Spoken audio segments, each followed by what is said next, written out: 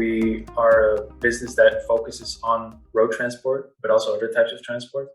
And safety should be at a very, very high standard. And it is for truck drivers nowadays. So we expect nothing but the same for this type of vehicle. As we are a Road Safety Institute, probably one of the key first benefits for us is indeed improvement of road safety.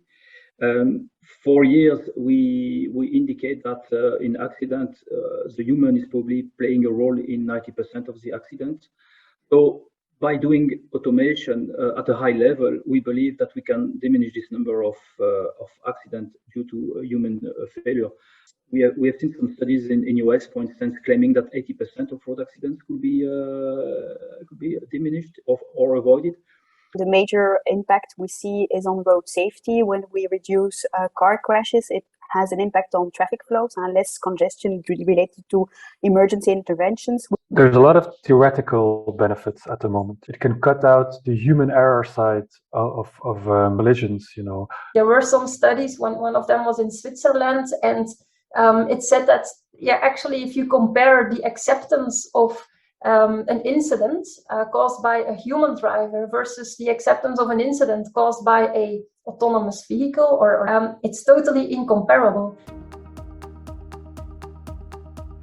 We will have to test and test and test until you can, actually statistically prove that it is 100% safe.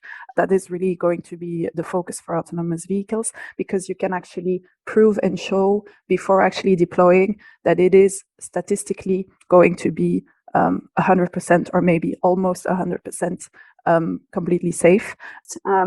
We have at VIAS a test case DNA, meaning that the more you will test, the more you will learn, and the more you will be able to improve also all those side effects related to new technologies in the field of mobility. In terms of safety, what we have seen during our living lab is that the current vehicles, they are programmed quite conservatively, in the sense that, for example, if there was a pedestrian or a biker near the vehicle really kept its distance. And if distance was not kept because of a maneuver, a sudden maneuver of the pedestrian or of the biker, the vehicle really goes into emergency stop to protect the other road users. They don't drive very fast. That is also an advantage in terms of safety. That means that they are very conservative in their decision making.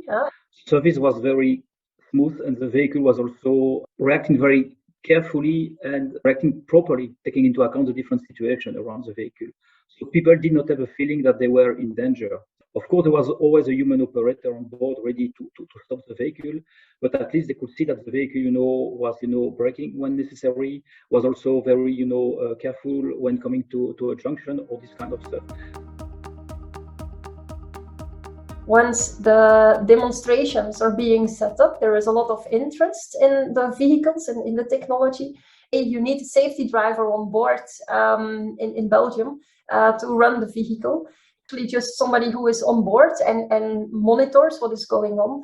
And that person could actually answer a lot of questions of passengers and people around the vehicle. And so people were in a positive manner very curious, and they did ask a lot of questions. But it was not so that they were hesitant in terms of like, oh, this is a new technology, I don't dare to use this. No, it's totally the contrary, actually. If I look at the charts of these kinds of questions in our survey, then they are all very nicely skewed towards being very positive or positive.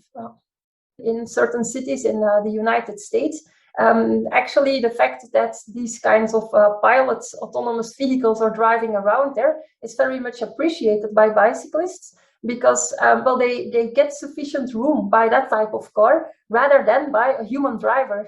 The appreciation also by the other road users during our living lab was actually quite high. In Brussels, we have a very progressive approach in that we really want to bring back the human factor in mobility, design a city that's really made for people, where it's not just traffic going through, but where people can live and enjoy and have public space, that's freed up as well. The key problems, we have is clearly road safety. Autonomous vehicles have enormous potential in that field.